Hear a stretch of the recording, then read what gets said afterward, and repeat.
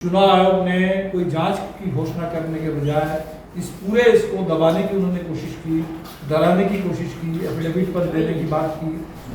आगे चल करके जब डॉक्यूमेंट कस दिया जाएगा तो और 40-50 हज़ार लोग कम से कम बाहर हो जाएंगे। इसलिए ये सिर्फ महज वोटबंदी या वोट चोरी नहीं है, ये बिल्कुल पूरे बिहार में डाका डालने की कोशिश हो रही है कि जिन लोगों ने 2024 में अभी वोट डाला है, वैसे 66 लाख लोगों का नाम आप मतदाता सूची से ड्राफ्ट से बाहर कर दिया है और आप उनको सूचित भी नहीं कर रहे। आप कह रहे हैं कि हमने पॉलिटिकल पार्टीज के बीएलओ को दे दिया है। तो पॉलिटिकल पार्टी से क्या मतलब है? मतदाता तो स्वतंत्र है, मतदाता तो किसी पॉलिटिकल पार्टी के सदस्य नहीं है। तो चुनाव आयोग पार्टियों से नहीं डील कर रहा है। चुनाव आयोग इस देश के, बिहार के करोड़ों करोड़ मतदाता, तो 8 करोड़ मतदाता जहां है, 8 करोड़ से आपने 65 लाख 66 लाख को बाहर कर दिया। आप कह रहे हैं कि हमने पार्टीज को, पार्टी के बीएलओ को सूचित कर दिया, पार्टियों को दे दिया। तो पहली बात तो पार्टी को आपने दिया नहीं दिया वो एक अलग सवाल है, लेकिन मतदाताओं को आपने दिया कि नहीं दिया? एक मतदाता को आपने बाहर कर दिया है। उस मतदाता को आपने ये सूचना दी कि आपको आपका नाम हमने इस वजह से मतदाता सूची से बाहर कर दिया। तो हमें तो लगता है कि ये एक basic abdication of responsibility and accountability on the part of election commission. Election commission doesn't deal with only political party. Political party से आपको कंसल्ट करना है। आप दावा करते हैं कि हम कंसल्ट करते हैं, लेकिन इतना बड़ा एसआईआर करने से पहले आपने कंसल्ट नहीं किया। और एसआईआर जब शुरू हुआ तो बीच बीच में हमने जो भी आपसे कहा इस एसआईआर की प्रक्रिया को लेकर के जिसको दुरुस्त कीजिए, वो आपने सुना नहीं। तो पार्टीज की बात तो आप सुनते नहीं है। लेकिन हमारा कहना है कि ये this is about electoral roll, this is about electors, this is about every single इलेक्टर of Bihar, जो कल तक इलेक्टर थे और अभी आपने आपके एक तुगलकी फरमान से आपने बाहर कर दिया कब्रियान से, तो उनको आपने तो बताया नहीं। तो हमें लगता है कि ये चुनाव आयोग, सुप्रीम कोर्ट को भी इस पर देखना चाहिए कि चुनाव आयोग का जो रवैया है, सुप्रीम कोर्ट के सवालों का भी सही ढंग से जवाब नहीं है। और पार्टियों के नाम पर कि पार्टियों को हमने दे दिया, बीएलए, हमारे बीएलए ने ऑन प्रोटेस्ट एक्सेप्ट किया कि हमें जो सूची चाहिए थी कि आपने किनको डिलीट किया और किस ग्राउंड पर डिलीट किया, हमें वो सूची नहीं मिली। जो सूची आप देना चाहते थे आपने दे दी। तो ठीक है, उसका एक्नॉलेजमेंट चुनाव आयोग एक्नॉलेजमेंट नहीं देता है, लेकिन हमारे बीएलए ने दे दिया कि हाँ हमको ये सूची मिली। उस रिपोर्ट को आप एफिडेविट में शामिल कर रहे हैं कि सीपीआई के लोगों को भी तो मिली है सूची। वो सूची नहीं मिली जिस सूची की हमने मांग की थी। वो सूची जो पूरा विपक्ष मांग रहा है, वो सूची आपने नहीं दी। आपने एक दूसरी सूची दी और दूसरी सूची दे करके आप कहलवा रहे हैं लोगों से कि भाई हमको तो सूची मिल गई। तो ये जो पूरे चुनाव आयोग एक तरीके से एक बहुत मिसलीडिंग ढंग से और बीएलओ को अलग करके, पार्टियों को अलग करके, मतदाता को अलग करके, ये जो चुनाव आयोग का पूरा रवैया है, ये बेहद आपत्तिजनक है और चिंताजनक है। तो हम लोग 9 से 11 3 दिन का पूरे देश के पैमाने पर चुनाव चोर गद्दी चोर इस नारे के साथ, क्योंकि इसी बीच में जो राहुल जी ने खुलासा किया, मैं समझता हूँ कि बहुत बहुत बड़ा खुलासा है कि एक लोकसभा चुनाव में, एक लोकसभा के एक विधानसभा में अगर 1 करोड़ मतदाता फर्जी है, 1 लाख 2,000 मतदाता फर्जी है एक विधानसभा में, तो और जहां 32,000 के अंतर से वहां बीजेपी को जीत हुई है, तो बहुत सीधा है मामला। इससे बड़ा और क्या सबूत होगा? और वो सबूत आने के बाद तो चुनाव आयोग को तत्काल एक इन्वेस्टिगेशन करने की जिम्मेदारी थी। चुनाव आयोग ने कोई जांच की घोषणा करने के बजाय इस पूरे इसको दबाने की उन्होंने कोशिश की, डराने की कोशिश की, एफिडेविट पर देने की बात की। तो अब इसके बाद हमें लगता है कि बिहार में अब जो हम देख रहे हैं, अगर वो वोट चोरी था, अगर जो कर्नाटका में हुआ, और वो डॉक्यूमेंट जब लोग नहीं दे पाएंगे, ये पूरा फैसला ईआरओ को करना है। आगे चल करके जब डॉक्यूमेंट कस दिया जाएगा तो और 40-50 हज़ार लोग कम से कम बाहर हो जाएंगे और वो डॉक्यूमेंट को लेकर के मतदाता फाइनल निर्णय ईआरओ को लेना है। और तीसरा, जो फॉर्म 6 भरने के लिए कहा जा रहा है, नए मतदाताओं के लिए फॉर्म 6 होते हैं, लेकिन जिनका नाम बाहर हुआ है उनसे भी आप कह रहे हैं कि आप फॉर्म 6 भर के दीजिए। वो क्यों देंगे? वो क्यों फॉर्म 6 भर के देंगे? क्योंकि वो तो कल तक थे। तो आपको कायदे से इसको ऑब्जेक्शन के तौर पे ट्रीट करना चाहिए कि गलती से आपने अपने ढंग से कर दिया किसी को बाहर, उसको करेक्ट कीजिए। फॉर्म 6 नए मतदाताओं के लिए है, और नए मतदाताओं के लिए भी जो सूची अभी भराए जा रहे हैं, तो हम देख रहे हैं कि महादेवपुरा मॉडल, महाराष्ट्र वाला स्केल, महाराष्ट्र से हमको स्केल मिला कि कितने बड़े पैमाने पर फॉर्म 6 के जरिए मतदाताओं की और उसमें भर्ती की गई है, और महादेवपुरा से हमको टेम्पलेट मिला। तो महाराष्ट्र स्केल पर, महाराष्ट्र पैटर्न पर, महादेवपुरा टेम्पलेट के हिसाब से बिहार में कब वो काम शुरू हो गया है, जहां एक एक पते पर 50, 200, कहीं तो 250 मतदाता सुन रहे हैं, जिनका एड्रेस नहीं है, जो एक ही नाम पर चल रहा है, एक ही परिवार का दिख रहा है। तो ये पूरी गड़बड़ी चल रही है।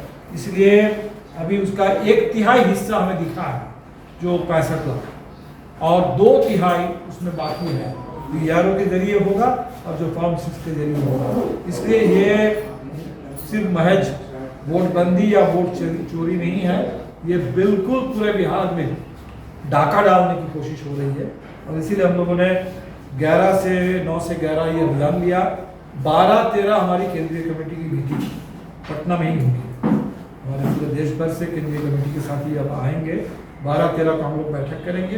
15 तारीख को पूरे बिहार में और पूरे देश में ही हम लोग आज़ादी बचाओ, संविधान बचाओ और लोकतंत्र बचाओ, इस नारे के साथ विकेंद्रित ढंग से जगह जगह जनता की गोलबंदी होगी, और तिरंगा झंडा और संविधान के साथ हम लोग ये संकल्प लेंगे कि इस संविधान की रक्षा करनी है, और संविधान में जो सबसे बुनियादी अधिकार देश के नागरिकों को मिला है वो है वोट डालने का अधिकार, उसकी रक्षा करनी है। 17 तारीख से पूरे इंडिया गठबंधन की ओर से एक यात्रा बिहार में चलेगी 30 अगस्त तक, और जिसका समापन पटना में 1 तारीख को होगा। ये वोटर अधिकार यात्रा है। तो पूरे बिहार में अगस्त महीने का आंदोलन का कार्यक्रम है मतदान के अधिकार की रक्षा करने के लिए। और बिहार के लोगों से यही अपील करेंगे कि 1942 को याद कीजिए।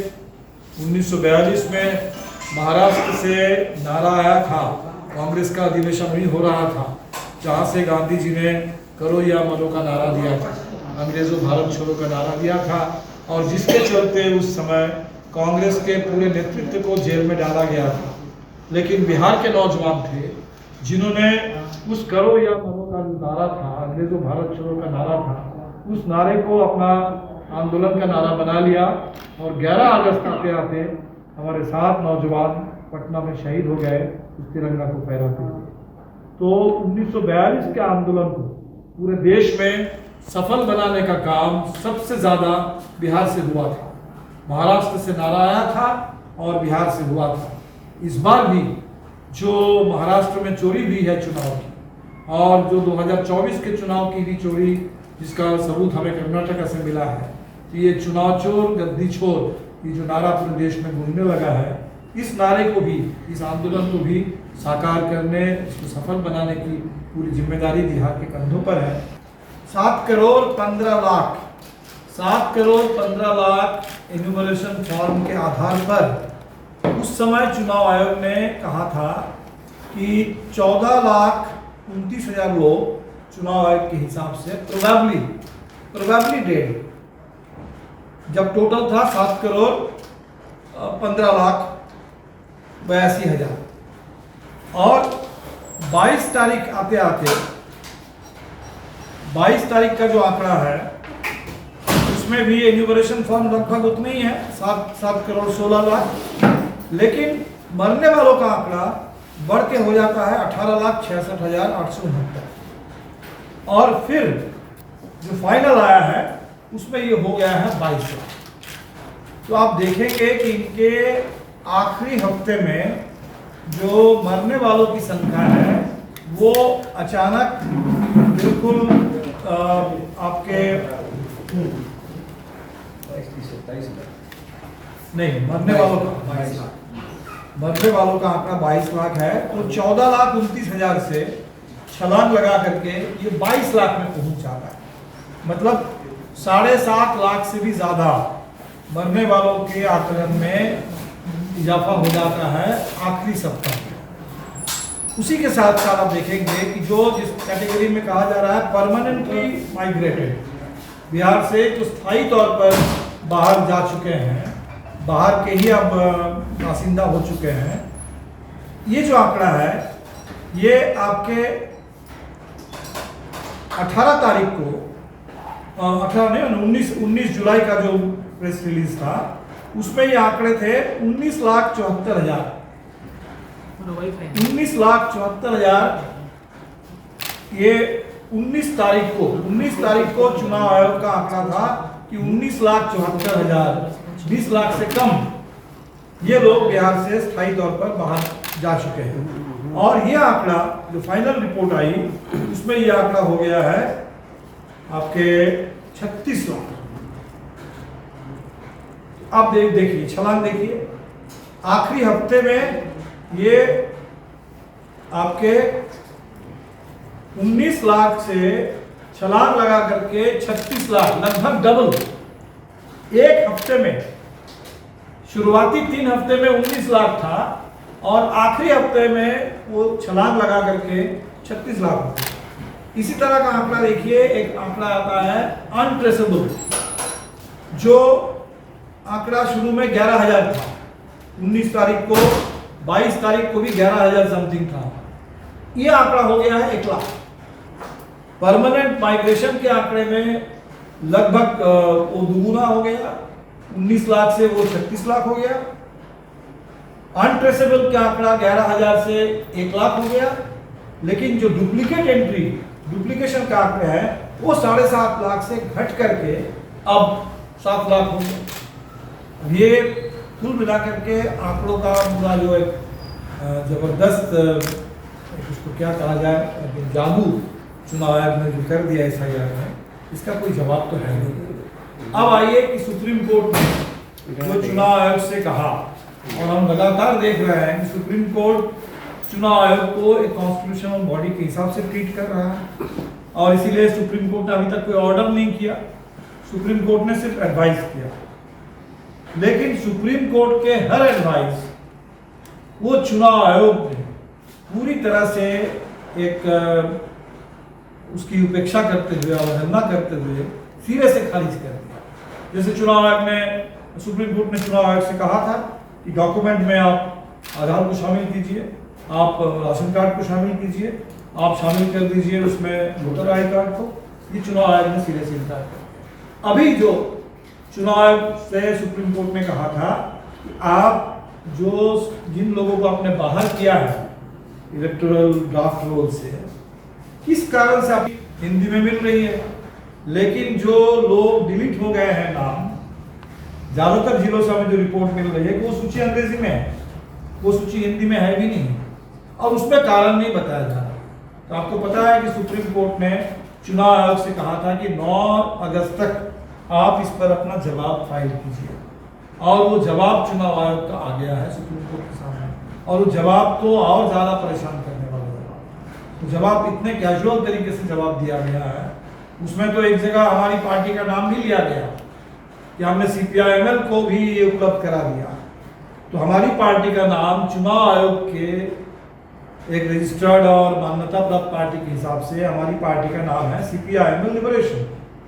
और चुनाव आयोग जो एफिडेविट, वहाँ चुनाव सबसे एफिडेविट की मांग हो रही है, राहुल गांधी से भी एफिडेविट की मांग हो रही है, और चुनाव आयोग खुद जो एफिडेविट फाइल कर रहा है सुप्रीम कोर्ट में, उसमें एक रजिस्टर्ड बिहार के लिए एक रिकॉग्नाइज्ड पार्टी, उस पार्टी का नाम आधा अधूरा आप डाल रहे हैं CPI-ML, जबकि हमारी पार्टी का नाम CPI-ML लिबरेशन है चुनाव आयोग के इसमें रजिस्ट्रेशन में। ये क्या दिखा रहा है कि चुनाव आयोग जो इतना बड़ा एक्सरसाइज चला रहा है और बड़े कानून बतियाने वाला आयोग है, वो बहुत छोटी सी बात है, एक पार्टी का नाम भी सही ढंग से आपको लिखना चाहिए, वो भी चुनाव आयोग के एफिडेविट में नहीं है। तो चुनाव आयोग ने कहा, यहाँ कहा था कि हम SIR जो है ये जो नेचुरल जस्टिस की प्रक्रिया है उसके तहत हम कर रहे हैं। कानून, रूल ऑफ लॉ और नेचुरल जस्टिस। तो नेचुरल जस्टिस की तो ये मांग है कि जिन लोगों ने 2024 में अभी अभी वोट डाला है, वैसे 66 लाख लोगों का नाम आप मतदाता सूची से, ड्राफ्ट से बाहर कर दिया है और आप उनको सूचित भी नहीं कर रहे। पैनोरमा ग्रुप, जो सोचता है वो करता है। आपके अपने सपनों का आशियाना। ये लो मुंह मीठा करो, आज मैंने अपना जॉब छोड़ दिया, अब हम पूर्णिया वापस जाएंगे। जॉब छोड़ दिया है? मतलब ये घर कैसे चलेगा? हम करेंगे क्या? और माँ बाबूजी क्या बोलेंगे? इसलिए मैं एक और मिठाई का डब्बा लाया। अपने बिजनेस के लिए लोन अप्रूव हो गया। अरे लोन अप्रूव हो गया वो तो ठीक है, लेकिन पूर्णिया में हम रहेंगे कहाँ? अपना घर भी तो नहीं है वहां। इसलिए तो एक और मिठाई का डब्बा अलग से लाया हूं। हमने पूर्णिया में घर ले लिया है, पूर्णिया के ई होम्स पैनोरमा में। पूर्णिया में पैनोरमा ग्रुप लेकर आए हैं ई होम्स पैनोरमा। बड़ा घर, आलीशान जिंदगी और अत्याधुनिक सुविधाओं के संग। अरे अरे, अब क्यों मुंह मीठा करवा रही हो? क्योंकि हम घर वापसी जो कर रहे हैं। घर वापसी की खुशी पूर्णिया में ई होम्स पैनोरमा के संग। ई homes panorama, luxurious lifestyle redefined.